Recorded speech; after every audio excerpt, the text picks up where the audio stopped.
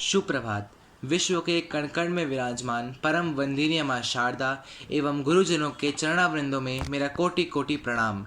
आज हम सभी ऑपरेशन सिंदूर के सफल होने पर अपने देश के परम वीरों को सच्ची श्रद्धांजलि श्रद्धा सुमन अर्पित कर रहे हैं। इसलिए मैं ऋषिकेश करगेती कक्षा 10वीं ए का छात्र आज हमारे देश के भारत देश के प्रथम परमवीर चक्र विजेता श्री मेजर सोमनाथ शर्मा जी की वीरता का वर्णन करने जा रहा हूँ।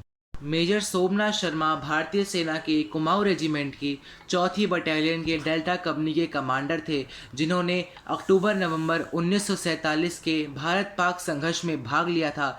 उन्हें भारत सरकार ने मरणोपरांत प्रथम बार परमवीर चक्र से सम्मानित किया था। मेजर सोमनाथ शर्मा का जन्म 31 जनवरी 1923 को भारत के हिमाचल प्रदेश राज्य के कांगड़ा जिले के दाग गांव में हुआ था। नैनीताल के शेरवुड कॉलेज से उन्होंने अपनी स्कूलिंग पूरी करके 22 फरवरी 1942 को ब्रिटिश भारतीय सेना में भाग दिया था।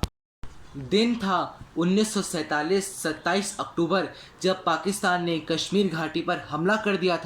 31 अक्टूबर 1947 को कुमाऊं रेजिमेंट की delta company Shri major Somnath Sharma ji के कमान के अंदर श्रीनगर पहुंची। ध्यान दीजिएगा कि इस समय श्री मेजर सोमनाथ शर्मा जी के हाथ में प्लास्टर लगा था, जो कि कॉलेज के समय हॉकी खेलते हुए चोट के कारण लगाया गया था। टूटे हाथ के बावजूद वे मिशन में हिस्सा बनने के लिए हमेशा जोर देते रहे। खुफिया रिपोर्ट आई थी कि श्रीनगर हवाई अड्डे को काटने के लिए पाकिस्तान गुलमर्ग के रास्ते बगदाव गांव पर हमला करने वाला है। पाकिस्तान की सेनाएं बगदाम पर हमला कर सकती है और मेजर शर्मा की कंपनी बडगांव में तैनात खड़ी थी। समय था 3 नवंबर 1947 की दोपहर का, जब 700 से अधिक पठान हमलावरों ने स्थानीय लोगों से मिलकर तीनों ओर से भारतीय सेना पर हमला कर दिया।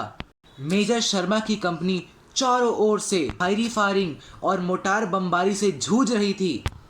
कितना भयावह था वह दृश्य। दुश्मन की तादाद उनसे 7 गुना अधिक थी। मेजर शर्मा ने श्रीनगर को बचाने के लिए स्थिति पर पकड़ के महत्व को महसूस किया। मेजर शर्मा ने वक्त की नज़ाकत को समझा और अपनी कंपनी को एकत्रित किया। सभी जवानों को एकत्रित कहा और कहा, दुश्मन हमसे सिर्फ 50 गज की दूरी पर है। दुश्मन की संख्या हमसे बहुत अधिक है। हम लगातार भयंकर गोलीबारी का सामना कर रहे हैं। बावजूद मैं इसके 1 इंच भी पीछे न हटूंगा। मैं अपनी आखिरी गोली और आखिरी सांस तक, आखिरी जवान तक दुश्मनों के साथ डट कर युद्ध करूंगा। दुश्मनों को लंबे समय तक उलझासे में रखना है। ऐसा कहकर उन्होंने अपने साथियों के अंदर जोश का संचार किया। वे सैनिकों के बीच जा जाकर एक पोस्ट से दूसरे पोस्ट भाग भाग कर उनके अंदर उत्साह का वर्धन करने लगे। ध्यान दीजिएगा, हाथ में प्लास्टर होने के बावजूद मेजर शर्मा अपने हाथों से मैगजीन भर रहे थे और लाइट गन चला रहे थे। वे अपने जीवन की चिंता किए बिना प्रत्येक सैनिक का उत्साहवर्धन कर रहे थे और एक पोस्ट से दूसरे पोस्ट भागने में लगे थे। आप कल्पना करिए कितना भयावह दृश्य होगा। हार पसीने में लथपथ मेजर शर्मा ऐसी विषम परिस्थितियों में भी बिना अपना हौसला गंवाए, बिना अपनी प्राणों की चिंता करे और सभी सैनिकों का उत्साहवर्धन कर रहे थे, उनका हौसला बंधा रहे थे।